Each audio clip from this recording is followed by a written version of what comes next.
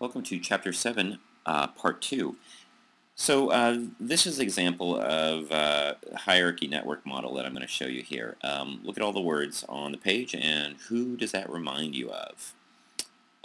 For most people, this only fits one particular person, and that's Scooby-Doo.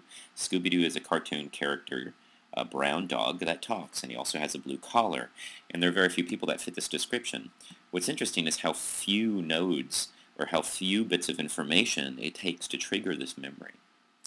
Um, so according to the hierarchical semantic network model, uh, semantic memories are stored according to levels in a semantic network.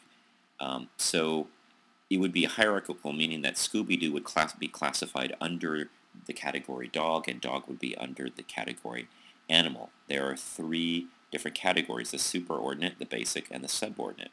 And the basic category is the most frequently used category of the bunch. It's the thing that we most often use, and that would be dog.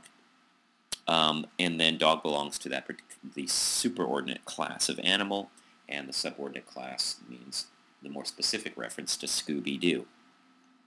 So according to this model, the prediction is that neighboring levels should semantically prime each other better than distinct levels. So dog should prime Scooby-Doo, an animal, faster than animal primes Scooby-Doo.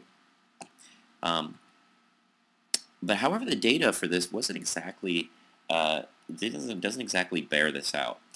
The frequency of the word pairing tends to be more effective at priming than the semantic level. So for the two examples I give are base and ball, and dolphin and mammal. Base and ball are, if I say the word base, most people will tend to prime the word ball in their heads, like soccer ball or football or something like that. They're frequently paired, and they do fall under this sort of category of belonging to a particular class of ball or a particular sport.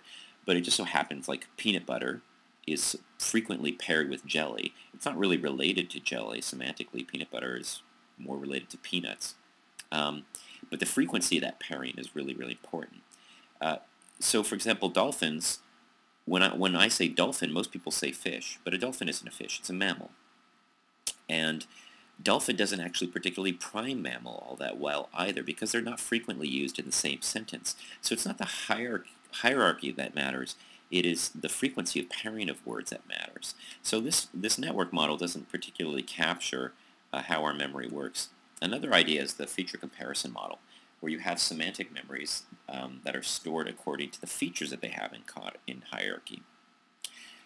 So, for example, you'd have defining features and characteristic features. You would have defining features are features that a category must have, like dogs have tails, 4 legs, and they bark. And a characteristic feature are typically present. Dogs usually have the collar, but not always, and not all dogs have fur. So one would expect, according to this model, that an idea or concept would prime its defining features and vice versa. The characteristic features might prime the concept less readily. So memories are stored in a hierarchical fashion, so priming between closer level, like dogs and legs, should do better than priming for distinct levels, like animal and color. So what does the data say? The data doesn't support this model either. So it doesn't seem like things are stored in any particular order in the brain. There seems to be, what is going on with this data, right? It seems to be that, again, things are paired more on frequency than they are in terms of related categories. So that brings up the spreading activation theory and connectionist models of memory. So features are stored in a network, like in all the other models. You have a neural network where there are groups of neurons that represent ideas, and they're all connected to each other. But there's no hierarchy. The hierarchy seems to be something that we want there to be, but that just doesn't seem to exist in the brain. It's easy to write down on a piece of paper that dolphin belongs to mammal, but since dolphin and the word mammal rarely appear at the same time in a conversation, those two words tend not to prime each other. So it doesn't really, we just tend not to use a hierarchy when we represent categories and ideas. So dog links to all the features related to dogs, but it's probably because they're frequently paired. So the ones that occur the most frequently together in this world have the closest relationship in the model, and they have the most connectivity. So that every time you repeat the word dog having 4 legs, or dog and fur, or flea and the word collar, the network that represents the word flea and the network that represents the word collar, they get stronger and more connected every time you repeat that word. So the closer they are in the model, the better they can prime each other. So Scooby-Doo is not stored in any one location, but it's stored as a pattern of locations represented by the concepts brown, cartoon, dog, collar, and talks. And if you activate all of those points, those nodes in the neural network, then they will prime the memory of Scooby-Doo. And this model is supported by what we know of the brain. The brain seems to be working in a neural network. So you could have all these ideas and concepts in the brain, and if we prime brown, dog, blue collar, talks, and cartoons in this active node, it will prime another neuron somewhere else that represents Scooby-Doo. I'm sure if you pick any combination of these words, it'll probably prime a new concept, like red dog. Maybe that primes Clifford the Big Red Dog, or Red Cat. Maybe some of you are thinking of Garfield now. So again, frequency of word pairing, and that seems to account for how we encode memories and how long-term memory is stored. So what happens when we learn? We have schemas. Schemas, again, are theories of how the world works.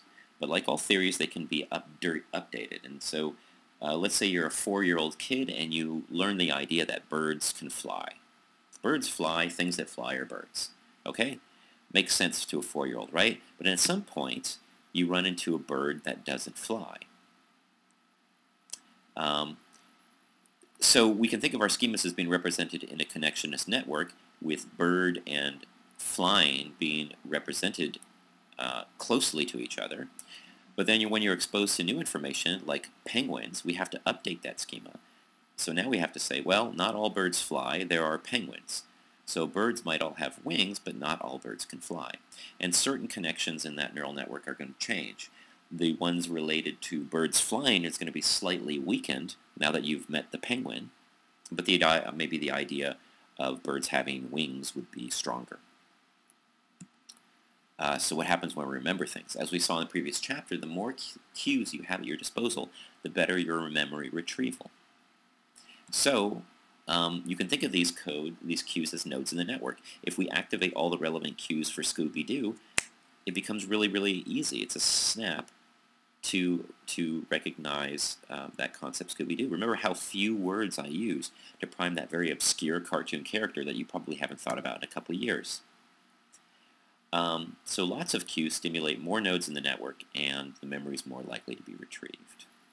All right, this ends Chapter 7, and I will see you in Chapter 8.